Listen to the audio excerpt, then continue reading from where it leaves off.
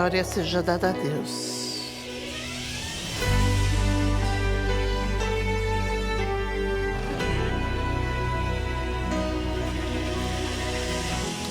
Antes que o mundo olhasse para mim e falasse alguma coisa a meu respeito, o Senhor me viu, informe, me amou, mesmo eu sendo imperfeito.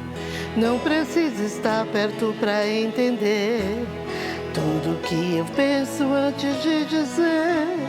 Totalmente puro és e mesmo assim amo um ser humano cheio de defeitos. Como folha em branco o meu coração guardei pra te entregar, ó mestre e escritor. Com suas palavras nunca enganou, mesmo que alguém em ti não acreditou. Eu prefiro a fonte sobrenatural dentro de um corpo tão mero mortal. Se não for assim, não sei pra onde vou. Deleito-me em ti, como folha em branco é meu coração, pra ser história escrita pelas tuas mãos, caminho verdadeiro que me leva à salvação. Sonda-me, Senhor, pra onde eu fugirei do teu Espírito, da tua face eu não posso me esconder. Quando me deitar e ao me levantar, que o mundo cante, Deus comigo está. Como folha em branco o meu coração guardei pra te entregar, ó mestre e escritor. Com suas palavras nunca enganou, mesmo que alguém em ti não acreditou. Eu prefiro a fonte sobrenatural dentro de um corpo tão mero mortal. Se não for assim, não sei pra onde vou. Deleito-me em ti, como folha em branco é meu coração, pra ser história escrita pelas tuas mãos, caminho verdadeiro que me leva à salvação. Sonda-me, Senhor, pra onde eu fugirei do teu Espírito, da tua face eu não posso me esconder.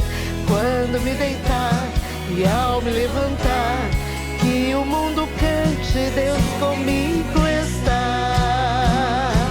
Deleito-me em ti, como folha em branco é meu coração, pra ser história escrita pelas tuas mãos, caminho verdadeiro que me leva à salvação.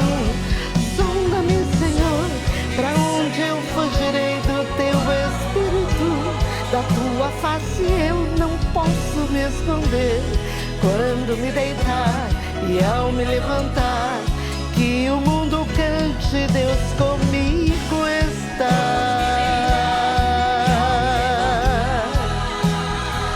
Deus comigo está.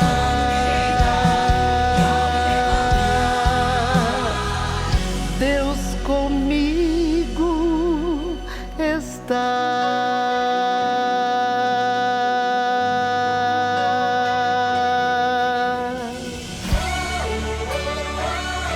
Aleluia, glória seja dada a Deus.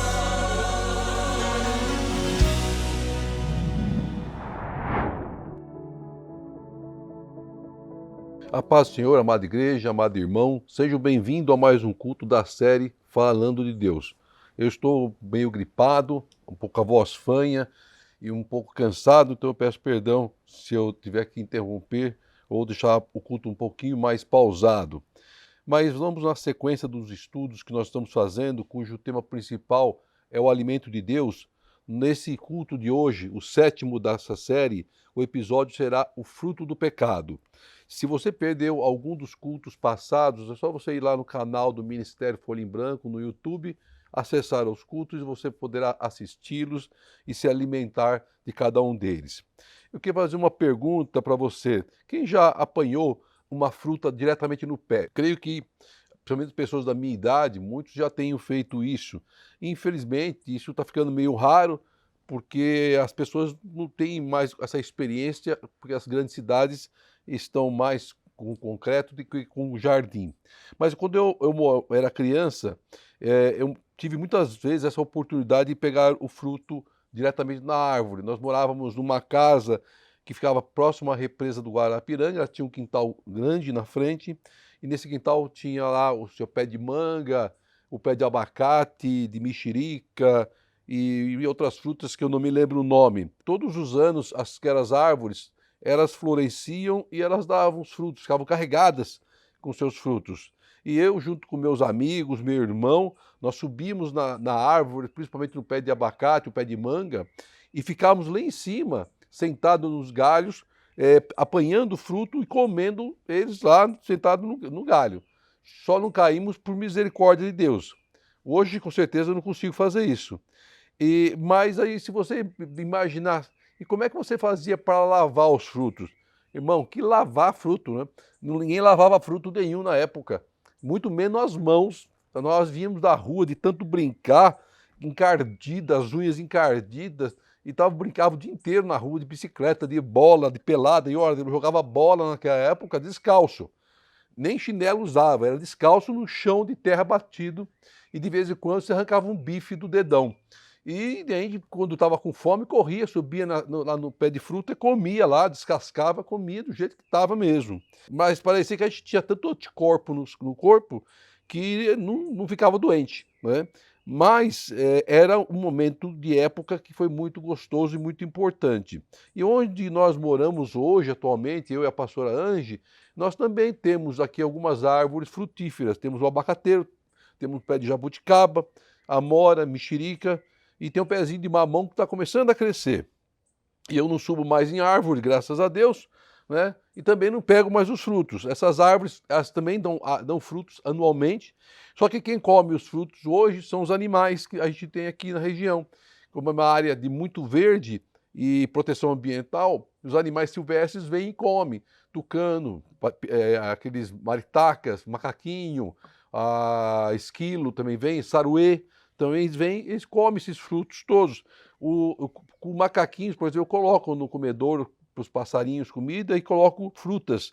E o macaquinho vem e pega a fruta na minha mão, pega lá a banana na minha mão, porque eles sabem que eles estão em segurança, né? Estão ali se alimentando através daquilo que nós oferecemos para eles. Infelizmente, não temos mais visto isso nas grandes cidades, que hoje é só cimento, né? Tem pouco verde. Né? Mas eu louvo a Deus por esse privilégio de nós estarmos tão próximos à natureza e podemos contemplar a sua criação. Eu e minha esposa Ângela Medrado, nós gostamos muito da natureza, gostamos muito do verde. E isso sempre foi muito importante para nossas vidas. Não comemos frutos sem lavar, claro, com certeza, né? Até porque ele pode estar estragado, né? Aí vem uma grande diferença e importância, né?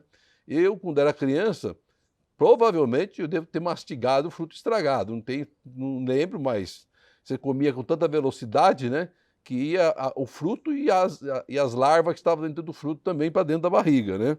A goiaba é um fruto que tem muito bicho, né, chamado bicho da goiaba, né, mas é importante abrir o fruto e avaliar seu interior antes de comê-lo. Agora vamos mudar de fruto, né, ou da fruta, perdão, para o fruto. Então eu quero agora chamar a sua atenção para uma outra história a ser contada, né? E que você vai entender por que eu fiz essa referência, né, da fruta que você apanha no pé, da fruta que você comia sem lavar, sem olhar direito quando era pequeno, e hoje é necessário você olhar e conhecer o que você está se alimentando. Né? Então eu queria falar um pouquinho sobre o tema da nossa pregação de hoje, que é o fruto do pecado. Se nós buscarmos sinônimo de fruto, nós vamos encontrar no dicionário as seguintes referências: consequência, efeito, resultado, sequela, relutância, êxito. E o sinônimo de fruto do pecado, você encontra transgressão, heresia, sacrilégio, blasfêmia, profanação, perversão, violação, entre outras derivações. Interessante o quão forte é a palavra ou a frase e o que ela pode representar. Temos que ficar muito atentos para que os nossos atos, a qualquer custo, buscarmos uma satisfação do nosso desejo, não venha nos levar ao pecado, não venha nos levar ao erro. Comer um fruto estragado pode vir nos fazer mal. Sucumbir ao pecado, com toda certeza, nos fará muito mal. Comer um fruto estragado pode até vir nos fazer um mal, ou não, dependendo do estômago de cada um.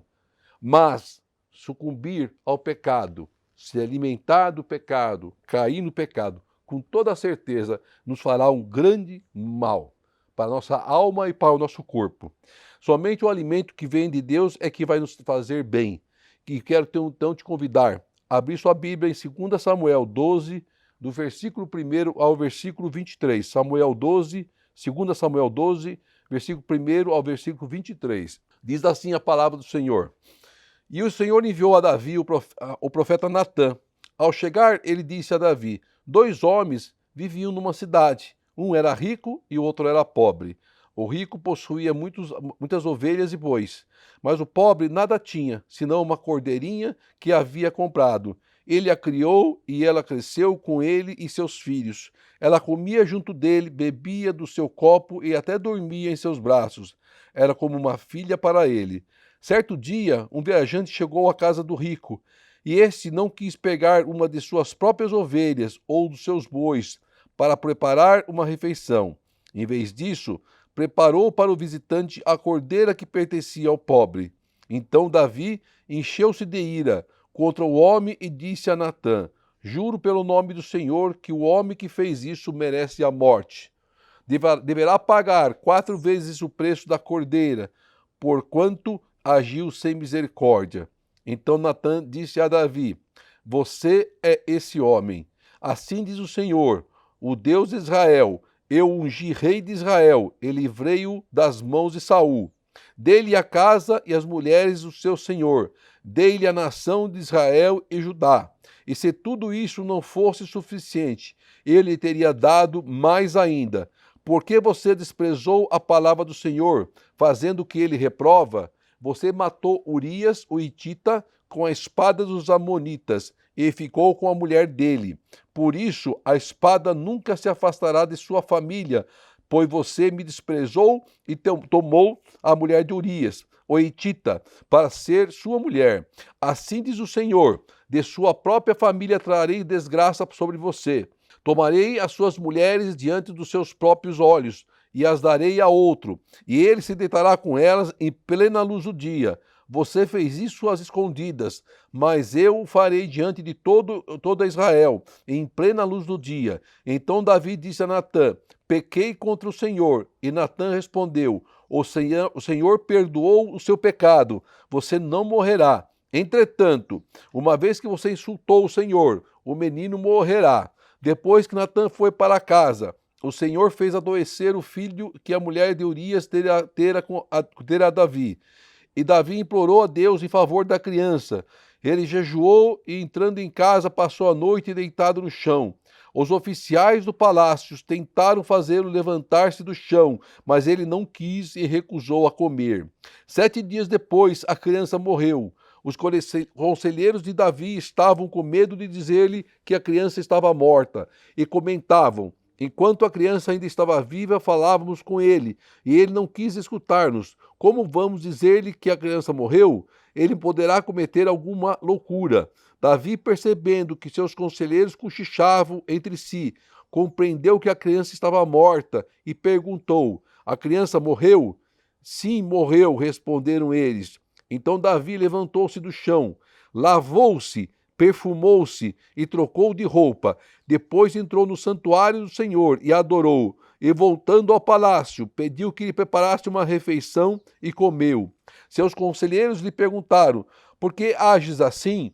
Enquanto a criança estava viva, jejuaste e choraste. Mas agora que a criança está morta, levantas e comes. E ele respondeu: enquanto a criança ainda estava viva, jejuei e chorei. E eu pensava: quem sabe, talvez o Senhor tenha misericórdia de mim e deixe a criança viver. Mas agora que ela morreu, por que deveria jejuar? Poderia eu trazê-la de volta à vida? Eu irei até ela, mas ela não voltará para mim. Só até aqui, versículo 23. Glória seja dada a Deus. Essa palavra é conhecida, todos sabemos, já lemos, já aprendemos sobre o contexto dela. Você deve ter já ouvido através de outros pregadores. E ela conta e relata a história de um momento da vida do rei Davi. E nós vamos fatiar a palavra, estudá-la para o entendimento claro do que o Senhor quer nos ensinar essa tarde. Nos primeiros 6 versículos, nós temos 2 personagens conversando, que era o profeta Natã e o rei Davi. Então, Natã foi até a presença de Davi porque Deus o mandou. Não era uma visita de quem estava por perto ou com saudades, mas uma ordenança de Deus ao seu escolhido. Então, Natã teve de Deus uma ordenança para que ele fosse até Davi. É o que diz lá no versículo 1. E o Senhor enviou a Davi o profeta Natã. Natã chega então à casa de Davi para entregar algo da parte de Deus. Quem nunca recebeu na sua casa ou em qualquer outro lugar uma visita de um profeta, enviado por Deus em um momento que você tanto precisa? Creio que muito já aconteceu isso. Para mim aconteceu. Eu já estava um dia clamando aqui na varanda de casa, porque eu estava com a coluna travada, num momento muito difícil, com muita dor, né? E eu tinha, de uma certa forma, murmurado com Deus, né? A respeito de uma profecia, a qual Deus havia me entregado, e eu tinha dito a Deus que eu não profetizaria mais, porque eu achei que a profecia era coisa do meu coração. E aí eu tive esse problema na coluna e fiquei aqui muito ruim, muito doente. Então Deus manda uma profeta dele até aqui em casa. E ela chega aqui em casa e fala que ela estava lá na sua casa fazendo seus afazeres. E de repente ela me vê na porta da casa dela e Deus fala: vai até meu servo para entregar algo da parte do Senhor. E ela veio, obedecendo à voz de Deus, até a minha casa. E aquela mulher abriu a boca e começou a entregar para a minha vida aquilo que Deus mandara. Eu caí de joelhos, clamando pela misericórdia de Deus e perdão. E Deus fez um concerto comigo, eu fiz um concerto com Deus e aquela enfermidade foi curada.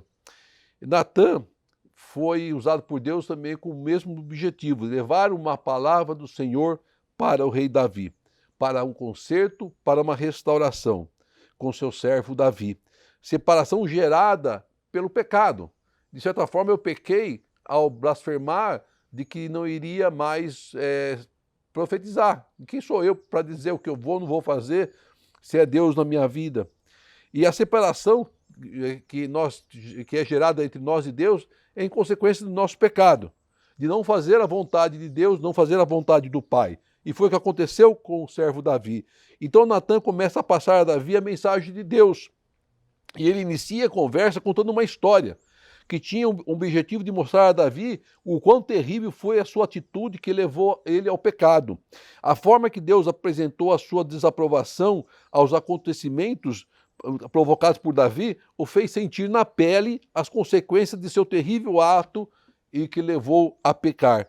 Até aquele momento, a vida de Davi vinha seguindo normalmente, como se nada tivesse acontecido. Até o momento que Natã chegou na casa de Davi, parece que Davi estava seguindo a vida como se nada tivesse acontecido, como se ele não tivesse matado a Natã, como se ele não tivesse roubado a mulher de Urias. Davi se apropriou de algo que não era dele, tomou para si a mulher de Urias, usou de sua autoridade como rei para justificar seu ato, arquitetou um plano para tirar a vida de Urias, para tomar a sua mulher Betseba. Ele consumou seu plano com a morte de Urias. Ele consumou seu desejo de ter a mulher de Urias. Ele consumou e selou o seu pecado. Vejam o que desenrolou nessa atitude de Davi. Essa situação que provocou a separação de Deus e Davi.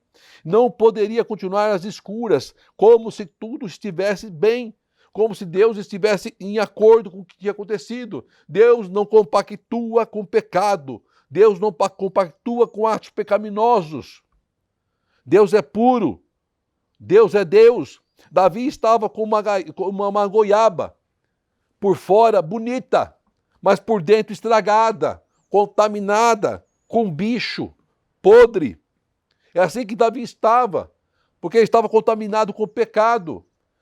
É uma fruta que por fora parece bonita, mas por dentro ela está estragada. E Davi estava nessa condição, aparentando estar tudo bem, mas por dentro estava estragado, em pecado. Deus quer que de seus servos um conserto. Deus quis de Davi um conserto. E o profeta Natan abriu um diálogo com Davi, contando uma história para que ele pudesse entender a gravidade do seu pecado. Ele fala sobre dois homens, o rico e o pobre. O rico egoísta, aparentando ser escravo do mundo. O pobre feliz, apesar das suas limitações, amava a sua família, amava a sua criação. Todos viviam felizes naquela casa. Então o rico toma do pobre a única coisa que ele tinha, a sua cordeirinha. Toma tudo do pobre, que representava muito mais do que um animal de estimação. Era como um membro da família, vivia com seus filhos, cresceu com eles, comia à mesa com eles e dormia com eles. Veja a importância dessa cordeirinha para aquele homem, o simbolismo dessa história, dessa palavra. Então o rico poderoso, Senhor, que se compara ao rei Davi, tira daquele homem e daquela família pobre, dos seus filhos, a cordeirinha. Um membro da família, que trazia alegria àquela família. E aquela família então foi saqueada, foi roubada, foi afrontada, atingida, por não poder fazer nada para se defender, a não ser chorar, a não ser se calar, a não ser sofrer. Exatamente o que o rei Davi havia feito. Quem já não passou por situações assim, onde somos afrontados diariamente, tentam nos roubar a nossa alegria, tentam tirar de nós nossas bênçãos, roubar a nossa saúde, a nossa família, o nosso trabalho. Aí em seguida, nós vemos a reação do rei Davi. Logo após o profeta Natan trazer esse relato, lá no versículo 5. Então Davi encheu-se de ira contra o homem e disse a Natan: juro pelo nome do Senhor que o homem que fez isso merece a morte. Ele estava falando dele mesmo. Ele estava fazendo o julgamento dele mesmo, dos atos dele mesmo. A primeira reação de Davi foi de fúria, de não concordar com aquela atitude do homem rico, sem parar para pensar que ele era esse homem, não concordar com a crueldade daquele homem, se compadeceu com o pobre e sua dor, mas não se compadeceu com Urias. Determina então que fosse feita a justiça, determina então que fosse dada uma sentença e uma punição.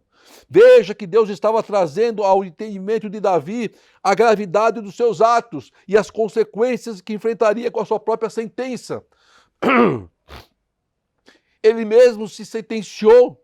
A resposta de Natan abriu os olhos de Davi para o entendimento do pecado, para que ele pudesse enxergar o que ele havia feito. Então Natan diz a Davi: você é esse homem. Você é esse homem. Caiu a ficha, Davi. Caiu na real. Então, a partir do versículo 7, o profeta entrega a Davi uma resposta e o desarma por completo. Davi sabia que à sua frente havia um homem de Deus. Sabia que a palavra vinha do trono do Altíssimo, do Senhor, não era da boca do homem. Assim acontece em nossas vidas, quando Deus quer nos corrigir, ele age de diversas formas.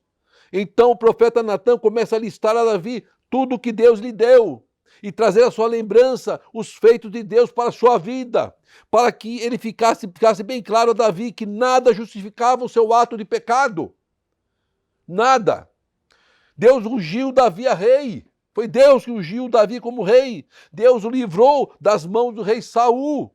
Deus deu a Davi a casa que era de Saul. Deus deu a Davi as mulheres que eram de Saul. Deus deu a Davi a nação de Israel e Judá. Deus colocou o seu povo nas mãos de Davi. Deus deu a Davi a autoridade sobre toda a nação. E Deus daria mais a Davi se ele pedisse.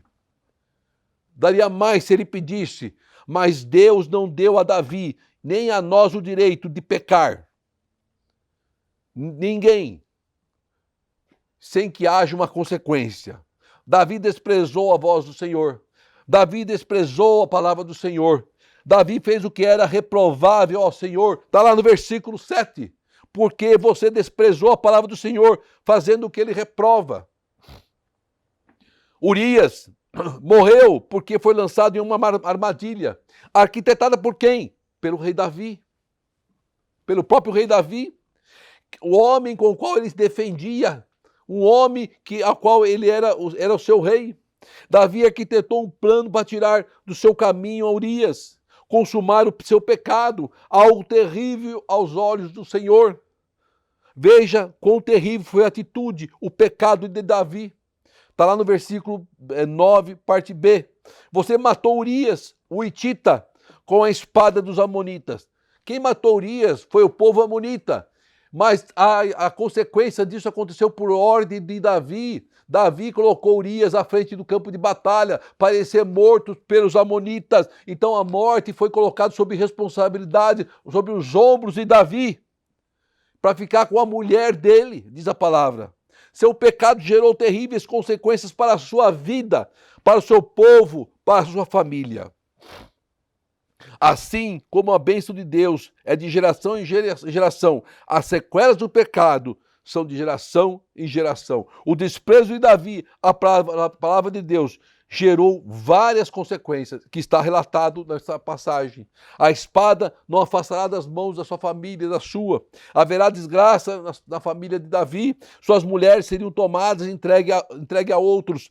O seu ato foi feito às escondidas, mas Deus faria o mesmo às claras, à luz do dia. Seu pecado seria exposto a todos, nada ficaria oculto, tudo seria na plena luz do dia, e o seu filho, nascido de Betseba, morreria. Que duro, hein? Que duro, hein? Um momento de prazer, um momento de uma alegria carnal. Olha a consequência gigantesca que foi gerada por Davi. Davi reconheceu seu erro, seu pecado e buscou perdão a Deus. Mas o perdão do seu ato, o seu pecado não mudaria as consequências do pecado. Deus perdoa, mas as consequências do pecado, nós passaremos por ela. Davi não morreria, mas o seu filho morreria. O filho que ele teve com Betseba. Versículo 13, versículo 14, e está escrito isso, que o Senhor o perdoou o seu pecado. Ele não morreria, mas como ele insultou a Deus, o menino morreria. Aquela criança morreria. Pagaria pelo pecado de Davi. Deus então toca na saúde do menino e traz enfermidade à casa de Davi. Davi tinha tudo do bom e do melhor. Davi era um rei próspero, era um rei rico, um rei poderoso. Davi ganhava todas as batalhas com a força de Deus. Mas por um momento de descanso, em que não vai à guerra, e ele resolve passear pelo seu jardim. Devia ter ido para o jardim do outro lado do prédio, né? Mas ele fala, vai passear no jardim. E o que acontece? Ele vê a mulher de Urias se banhando. Os olhos trouxeram para ele a tentação. Ele ficou em Jerusalém para descansar. Passeou pelo jardim e viu a mulher de Urias se banhando. Cobiçou, desejou, permitiu que a tentação entrasse em seu coração, tomou para si o que não era seu, consumou o pecado. Não podemos abrir a guarda, meu irmão, minha irmã. Um momento de distração, de descanso, pode nos levar à queda e ao pecado. Por isso, temos que estar diariamente fortalecidos com o alimento de Deus para resistirmos aos ataques e investidas do diabo. Um momento de descanso de Davi. Um momento de trégua. Ele foi tentado, caiu na armadilha e pecou. Um momento de descanso em que ele não foi para a batalha. Aí no versículo 15 diz que depois que Natan foi para casa, o Senhor fez o menino adoecer. Doença de morte. E Davi implorou a Deus em favor da criança, jejuando e orando. por 7 dias. O mesmo vento que bateu a porta de Davi pode bater a nossa porta. A forma que nosso adversário enganou e levou a Davi ao pecado pode também agir sobre nossas vidas, nos enganando e nos levando ao pecado. Mas os planos de Deus para Davi eram outros. Deus amava Davi como nos ama. Deus queria o melhor para Davi, assim como Ele quer para nós. Deus queria abençoar a Davi, como assim Ele quer nos abençoar. Então, o que diz a palavra do versículo 17? Os oficiais do palácio tentaram fazer Davi levantar do chão para que ele comesse, e ele recusou. E diante daquela terrível situação, então Davi entra em um período de jejum e oração. Nós temos que, em determinados momentos da nossa vida, entrarmos em um período de jejum e oração, clamando por Deus, por uma resposta de Deus. Quando estamos em uma situação difícil, de luta, sempre buscamos a Deus. Mas quando ficamos no bem bom, quando as coisas parecem estar tudo mil maravilhas, nós esquecemos um pouquinho de Deus. É na luta, é na lágrima que a gente se aproxima de Deus. E Davi então buscou a Deus, buscou o alimento para o espírito, se afastou do alimento para o corpo, mas queria fortalecer o seu espírito. A sua luta, a sua dor só poderia ser vencida pela misericórdia de Deus. Por 7 dias Davi orou e jejuou, e no 7º dia a criança morreu. Está lá relatado no versículo 18. Havia então uma preocupação dos empregados, dos seus conselheiros, em lhe dar a notícia, porque o seu estado já era muito debilitado naqueles 7 dias sem comer, é onde ele não queria se alimentar, e havia um medo de que ele poderia fazer algo mal a si próprio. Mas Davi era um homem de Deus. Davi era um homem segundo o coração de Deus. Davi sabia o Deus que ele servia. Existem momentos, sim, nas nossas vidas que não queremos receber notícias ruins. E como é difícil entregar ou receber uma notícia ruim. Mas era necessário enfrentá-la. Assim também é com nossas vidas, nós temos que enfrentar nossas lutas. Aí diz que a criança, ele recebeu a notícia que a criança havia morrido. Está lá na continuação do versículo 18. Quando nós entramos na presença de Deus, quando nós buscamos a Deus, ninguém precisa dizer nada, porque Davi já tinha percebido que já estava no sentimento dele que aquela criança já tinha morrido. Nós sentimos, nós sabemos que está por vir, porque parece que Deus nos revela. Na verdade, Deus nos revela, Deus nos prepara, Deus não nos deixa às cegas. Deus sempre avisa os seus escolhidos e nos prepara. E em seguida acontece o inesperado aos olhos dos homens. Aí que vem o grande diferencial de um homem de Deus para o ímpio. Acontece o inesperado. As coisas de Deus são loucuras para os ímpios. Ninguém entende o servo e a serva de Deus como age no meio da luta. Então Deus vai e fortalece o coração de Davi. Davi conhecia Deus com intimidade e Deus estava lhe dando força. Então Davi reage como um homem de Deus. Ele se levanta, ele se lava, ele se perfuma, ele troca de roupa, ele adora a Deus e toma uma refeição. Ninguém entende o agir de Davi. Ninguém entende o agir de um homem e de uma mulher de Deus. Ele volta para o palácio e pede uma refeição, depois de ter ido adorar a Deus no santuário. Antes disso, tinha ido se banhar, trocar de roupa. E foi adorar a Deus. Aos olhos do ímpio parece loucura, como alguém que estava há 7 dias prostrado, amargurado, triste, chorando, clamando, e ao receber a pior notícia do mundo, muda por completo.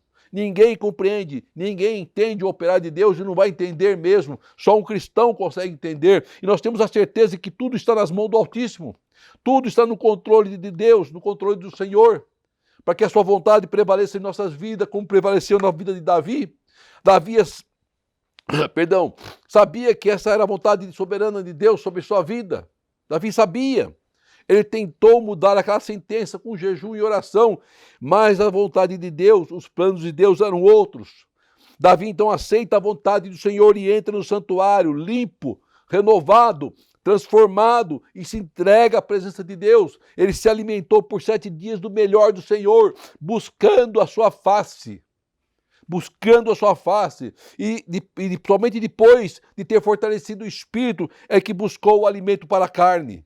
Está lá relatado nos versículos seguintes, até o 21 ao 23, e a vontade de Deus estava consumada.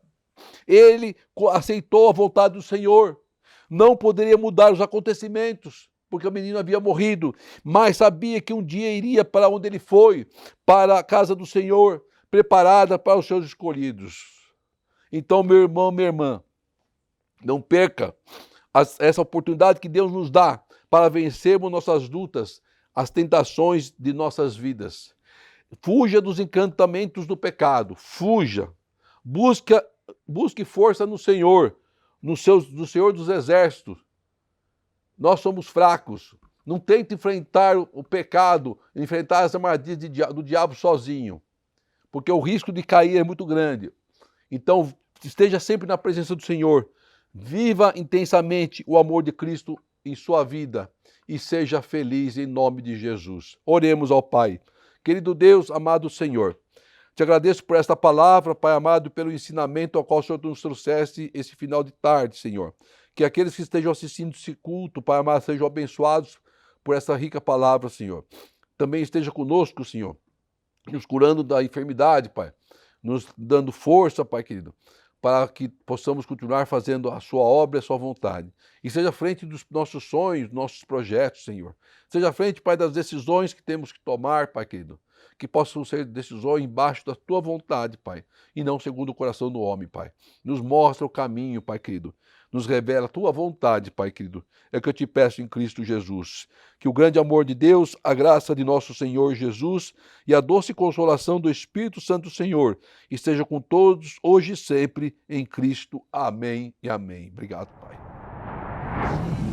Como folha em branco é meu coração, para ser história escrita pelas tuas mãos, caminho verdadeiro que me leva à salvação.